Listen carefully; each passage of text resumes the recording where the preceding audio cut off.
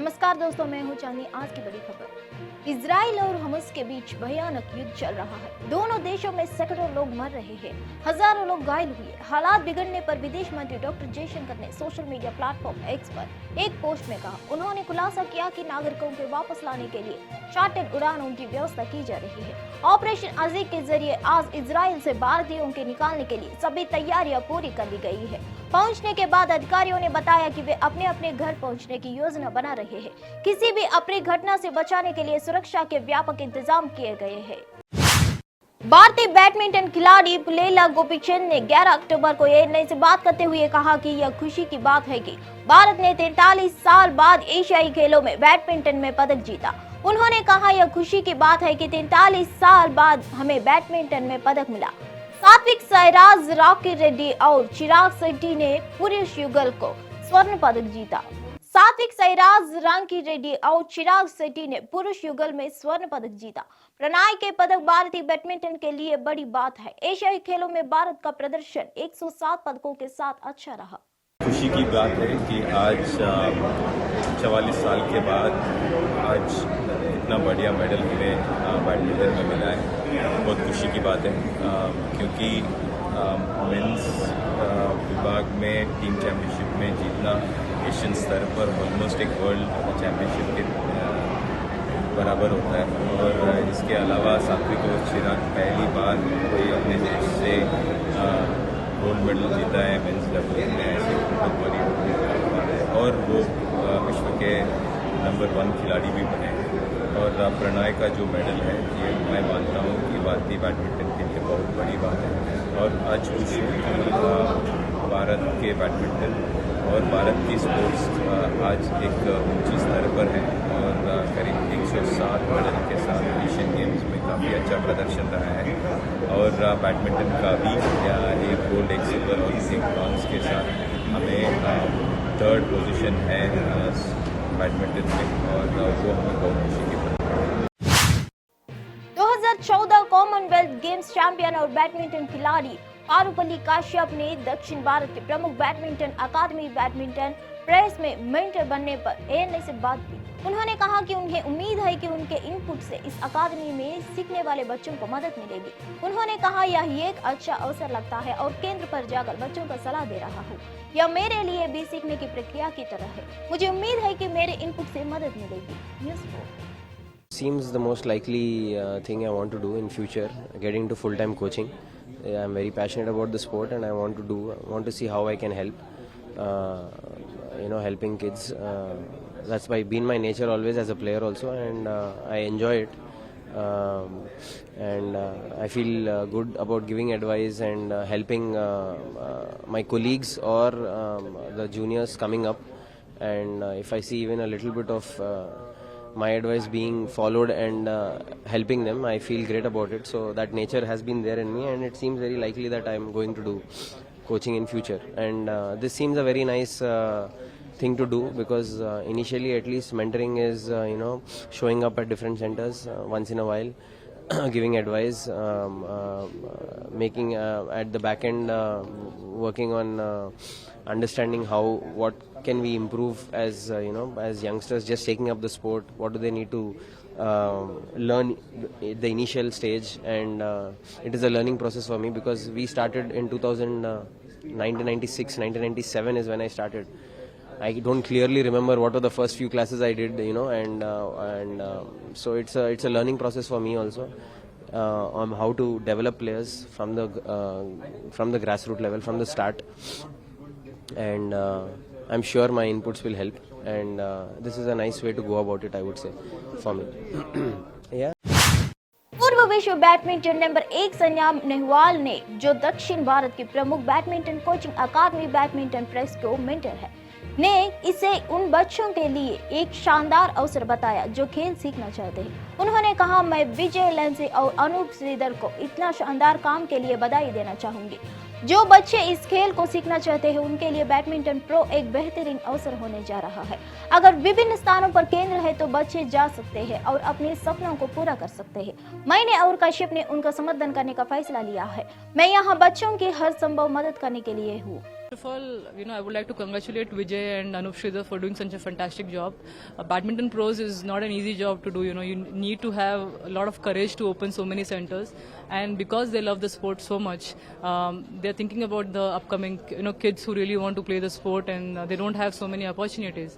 I think for them, this is going to be a great thing, having centers every here and there, and they can go and practice there and fulfill their dream. Everyone nowadays they ask me, Sana Didi, हमें champion बनना है, and now, of course I can't say कि infrastructure नहीं है या coaching नहीं है या we don't have proper trainers and physios, but now you see the things are changing.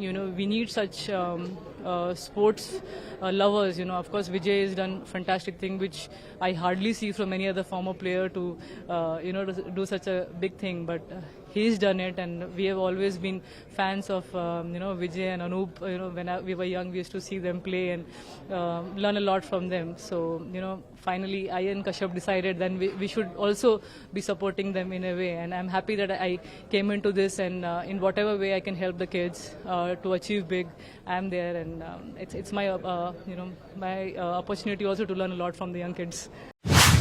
केंद्रीय उपभोक्ता मामले में राज्य मंत्री अश्विनी कुमार चौबे ने 11 अक्टूबर को बिहार के बक्सर में हुए रेल हादसे के बारे में बात की और इसे दुखद बताया। उन्होंने कहा, हमारे बक्सर क्षेत्र में एक दुखद घटना घटी है, क्योंकि नॉर्थ ईस्ट सुपरफास्ट ट्रेन में कुछ डिब्बे रघुनाथपुर स्टेशन पर पटरी से उतर गए।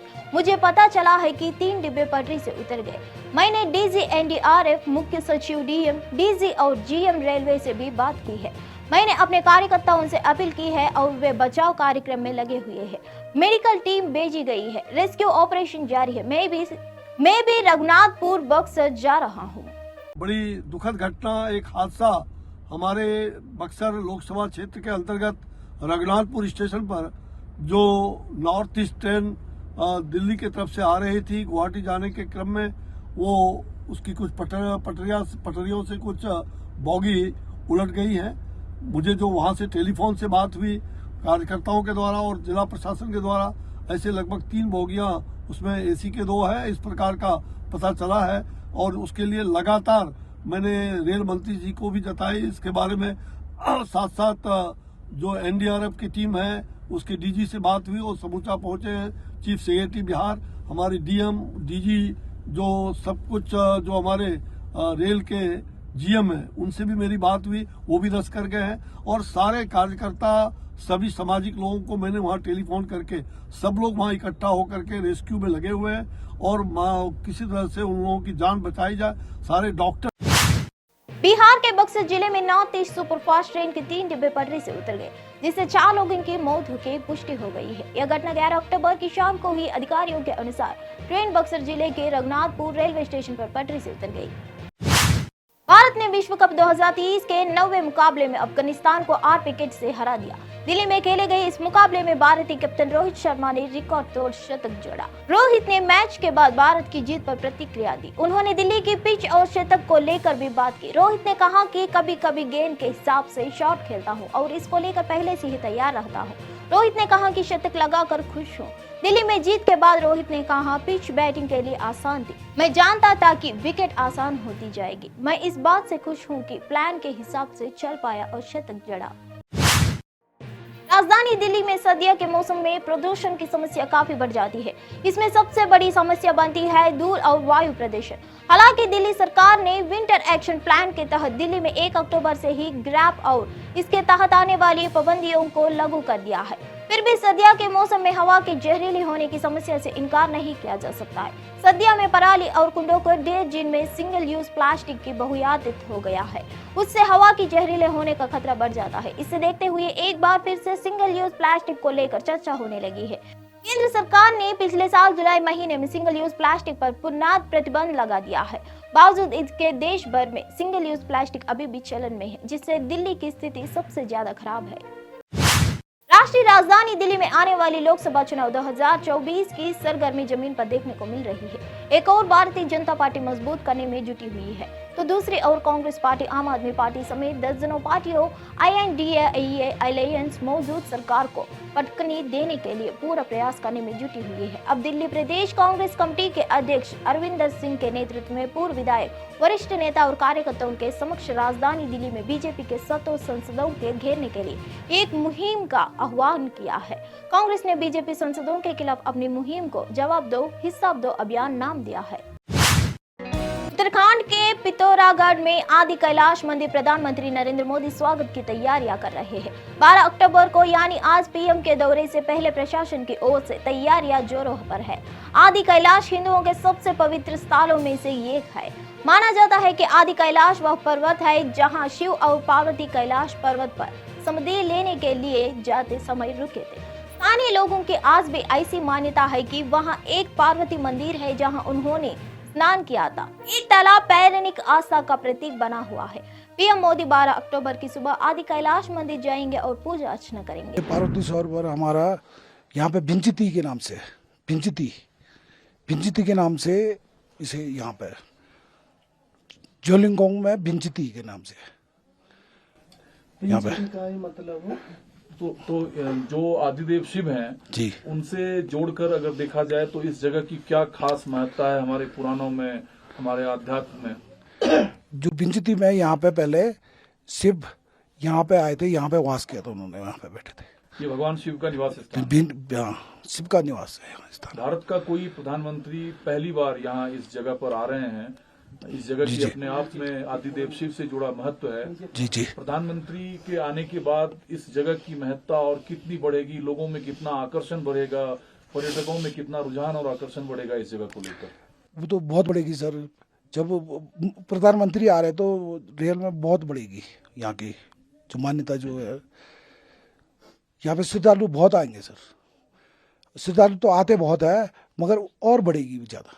ठीक है, कल प्रधानमंत्री का कितने बजे का आने का कार्यक्रम है यहाँ का? कल यहाँ पे आपका 8 बजे 8:05 तक यहाँ पहुँच जाएंगे बताया। ठीक है, पूजा की क्या समय विधि आपने तय किया है जो जिस शुभ मुहूर्त में प्रधानमंत्री नरेंद्र मोदी जी यहाँ पूजा अर्चना करेंगे?